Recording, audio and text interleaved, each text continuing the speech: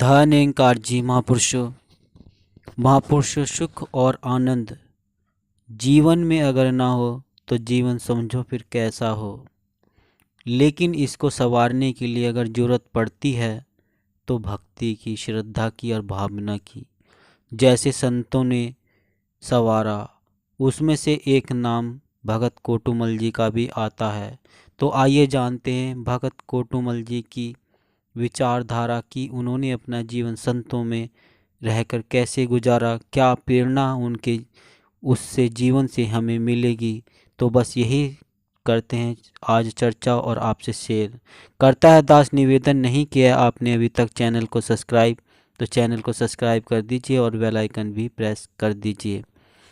महापुरुषों दास शुरू करने से पहले निवेदन करता है कि वीडियो थोड़ा लंबा हो सकता है, तो कृपया पूरा सुने और ध्यान से सुने ताकि पूरी जानकारी भी होती है और सतगुरु माता की कृपा भी प्राप्त होती है। महापुरुषों संतों का जीवन प्रेरणा और परोपकार से भरा होता है। संत निरंकारी मिशन में ऐसे अनेक महात्मा हुए जिन्होंने सद्गुरु से इस सत्य का बोध प्राप्त किया, अनेक मुश्किलों को हंसते हंसते झेला और सतगुरु को प्यारे बने रहे। उन्हीं में से एक का नाम आता है भगत कोटुमल जी का। कोटुमल जी का नाम जन्म 12 फरवरी 1927 को अविभाजित भारत के सिंध प्रांत के गांव आराजी जिला दादू सिंह पाकिस्तान में श्री भोजराज हेमाराजनी एवं पूज्य मोतीबाई जी के घर हुआ था। उनके पिता डाक विभाग में नौकरी करते थे और प्रारंभिक पढ़ाई आराजी में हुई। 5 बहनें और एक छोटा भाई था। अपने शहदाद कोट के विश्वविद्यालय से BSc कृषि विज्ञान की पढ़ाई की। शहदाद कोट में श्री लालचंद निरंकारी लालो जी पड़ोस में उनके रहते थे। लालो जी ने सतगुरु बाबा बोटा सिंह जी से ब्रह्मज्ञान की प्राप्ति की थी।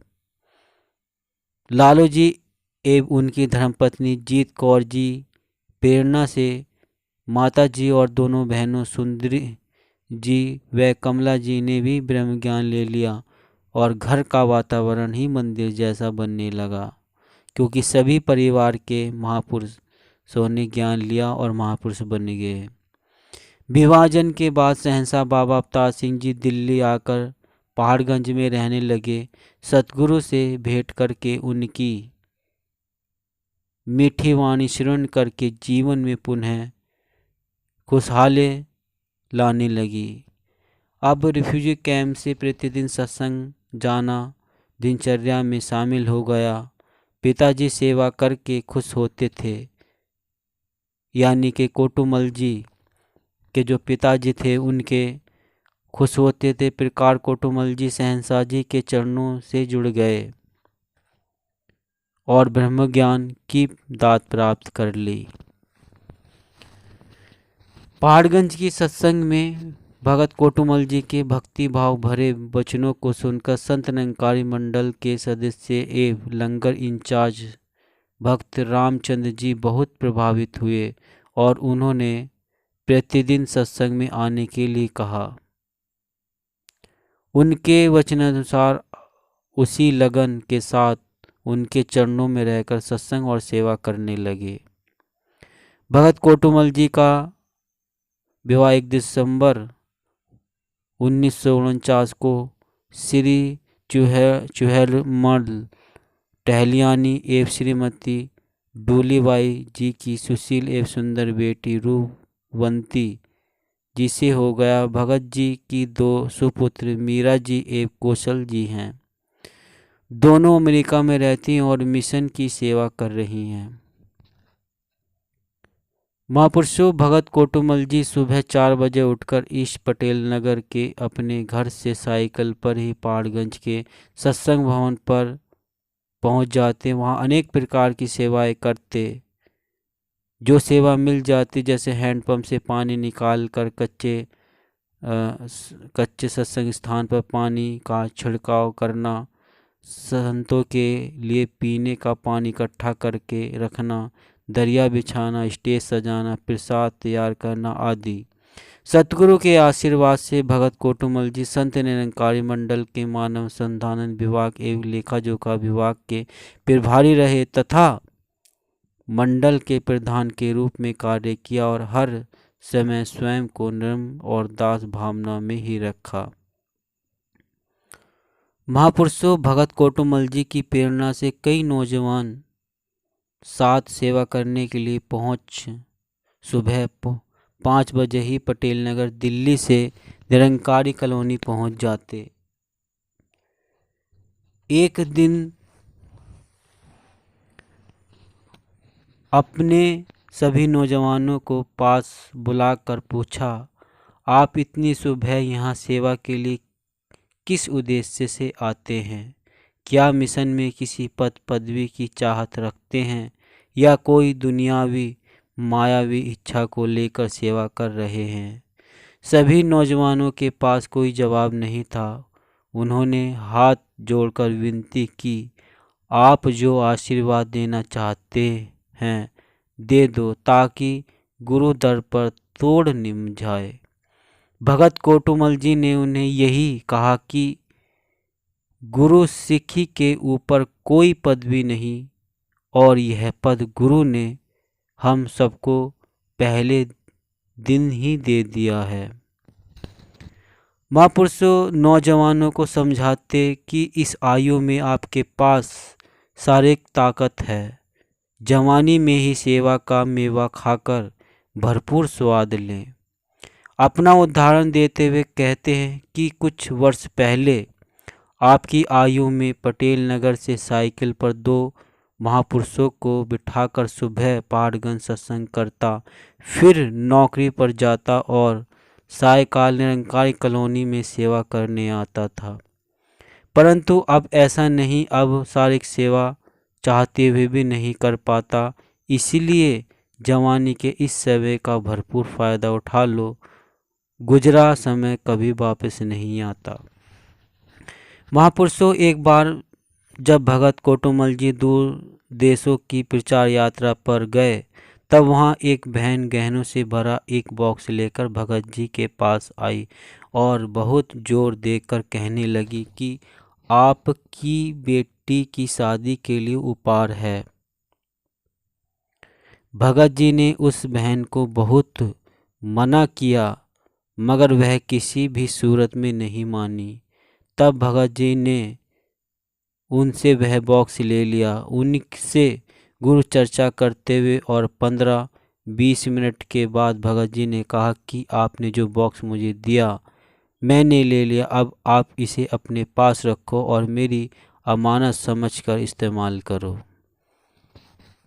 एक बार भगत जी बहन से उनसे पूछा कि संतों महापुरुषों के जीवन में कष्ट दुख व बीमारी क्यों आती है?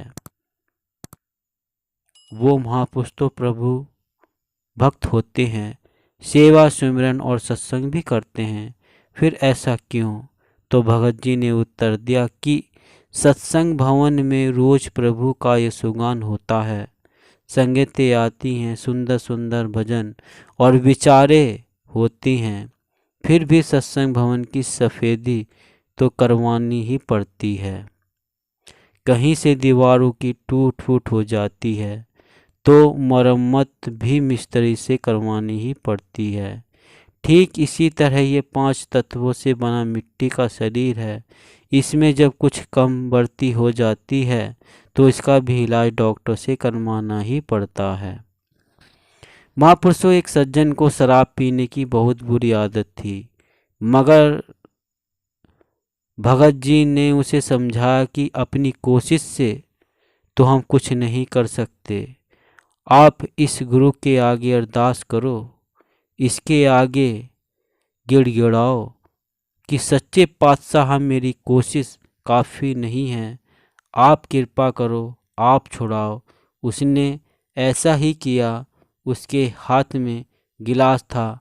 जैसे ही उसने गिलास मुँह से लगाया उसे लगा कि वह गटर का पानी पी रहा है और उसने उसे वहीं थूक दिया और फिर कभी शराब नहीं पी। महापुरुषों भगत कोटुमल जी को कोई बहुत भला बुरा कहता तब भी वो सुमरण करते, कोई तारीफ करता प्रशंसा करता तब भी वो सुमरण करते। जब उनसे पूछा जाता कि भगत जी आप तारीफ सुनकर भी सुमरण करते हैं और बुराई सुनकर भी ऐसा क्यों, तब भगत जी कहते हैं तारीफ भी निरंकार की, बुराई भी निरंकार की, सब इसी का दिया है, इसी वस्तु इसी को सौंप देनी चाहिए। महापुरुषों भगत कोटुमल जी निष्पक्ष एवं कुशल प्रबंधक थे। उनकी सहनशीलता व प्रेमवत व्यवहार हर महापुरुषों के हृदय को जीत लेता था। ऋषि व्यास देव जी के ब्रह्मलीन होने के बाद बाबा हरदेव सिंह जी महाराज ने मुंबई भेज दिया। वहाँ पर उन्होंने पूर्ण गुरुमत में रहकर पूरा प्रबंधन संभाला। मुंबई की सारी संगत उनके जीवन से बहुत प्रभावित हुई। मुंबई में रहते हुए 1 साल हो गया था। मुंबई समागम में संगत में खड़े होकर महापुरुष ने बाबा जी से प्रार्थना की भगत कोटुमल जी को यहीं पर रहने दें। तब बाबा जी ने कहा कि मैं इनको एक ब्रांच के लिए नहीं रोक सकता, इनकी ज़रूरत केंद्र में ज़्यादा है। ऐसे गुरु का विश्वास जीता था उन्होंने। महापुरुष सतगुरु बाबा गुरबचन सिंह जी ने सितंबर 1973 में मंडल का सदस्य घोषित किया और कोषाध्यक्ष की जिम्मेदारी सौंप दी।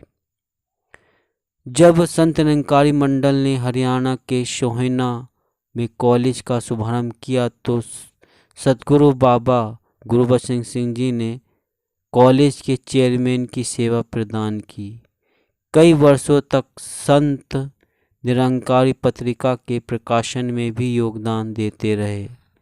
1 मई सन 2006 से आप संत निरंकारी मंडल के प्रधान रूप में सेवा बख्शी गई। महापुरुषों प्राय हम संगत में जाते हैं तो कुछ सुनते हैं, कुछ भूल जाते हैं, किंतु भगत जी ने ऐसी आदत डाली कि आते ही साथ जाते। किंतु भगत जी ऐसी भक्तों से कहते आज क्या विचार आए जरा सुना ना। वे कदम कदम पर गुरु की शिक्षाओं के साथ जोड़ते रहे, संगत के साथ, सेवा के साथ, सुमरन के साथ जोड़ते रहे। 23 जून 2006 को आप नश्वर शरीर त्याग कर विलीन हो गए। महापुरुषों भगत कोटुमल जी 23 जून सन 2006 को नश्वर शरीर त्याग कर ब्रह्मलीन हो गए। श्रद्धांजलि समारोह में सतगुरु बाबा हरदेव सिंह जी महाराज ने सतगुरु बाबा हरदेव जी सिंह महाराज ने सच्चा गुरुसिख बताते फरमाया, भगत कोटुमल जी ने गुरुमत के पहलू को उज्ज्वल रखा और जो भी सेवाएं सौंपी गई उन्हें पूर्ण भक्ति भाव के साथ सुनकर ढंग से निभाया। प्रबंधक की जिम्मेदारियों को भक्ति के ऊपर हावी नहीं होने दिया, बल्कि गुरुमत को ही मजबूती देते रहे। भगत जी ने भक्ति भरा सुंदर जीवन व्यतीत किया, सत्य की दात को प्राप्त करके अपना जीवन सफल किया और इसे अपने तक ही सीमित नहीं रखा, बल्कि सत्य को अपनाकर औरों को भी प्रेरणा दी। वे भक्त रामचंद्र जी से गुरुमत का पाठ पढ़ते रहे और शहंशाह बाबा अवतार सिंह जी की शिक्षाओं को जीवन भर धारण किए रहे।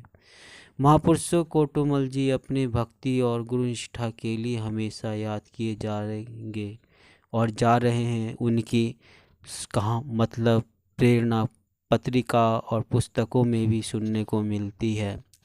महापुरुषों, ऐसा ही हमें अपना जीवन बनाना है कि हम भी कोटुमल जी की तरह ऐसे संत महात्मा बन पाए और माता सुदीक्षा जी की रहमत कृपा के पात्र बन पाए। जैसे भगत कोटुमल जी बाबा हरदेव जी से कृपा और बाबा बूटा सिंह से और बाबा गुरुबचन सिंह से कृपा प्राप्त कर पाए। तो महापुरुषों, बस आज यही, अगर प्रेरणा जीवन में है तो जीवन में सारे सुख भी हैं और नहीं तो दुख भी यही हैं। तो बस यही निवेदन, यही आस, यही प्रार्थना कि हे निरंकार प्रभु माता सुदीक्षा रहमत करना अपने भक्तों पर, बख्शों पर ऐसी सद्बुद्धि, ऐसी ज्ञान सबको दे ताकि वे बस तेरे बताए रास्ते पर चल पड़े। और अपने बच्चों की उंगली सदैव हाथ थाम कर रखना ताकि कोई कहीं भटक ना जाए। और हम भी अपनी तरफ से ये प्रार्थना कर रहे हैं कि आप हमारा हाथ पकड़ के रखना, क्योंकि हमारा हाथ तो हम छुड़ा भी सकते हैं, पर सद्गुरु हमें विश्वास है कि तू हमारा हाथ नहीं छोड़ेगा। तो महापुरुषों दास अब लेता है इजाज़त और कहता है फिर से वही कि अगर नहीं किया है चैनल को सब्सक्राइब तो संदेश निरंकारी का चैनल को सब्सक्राइब कर दीजिए और बेल आइकन भी प्रेस कर दीजिए। महापुरुषों प्यार से कहना जी, धन्य निरंकार जी।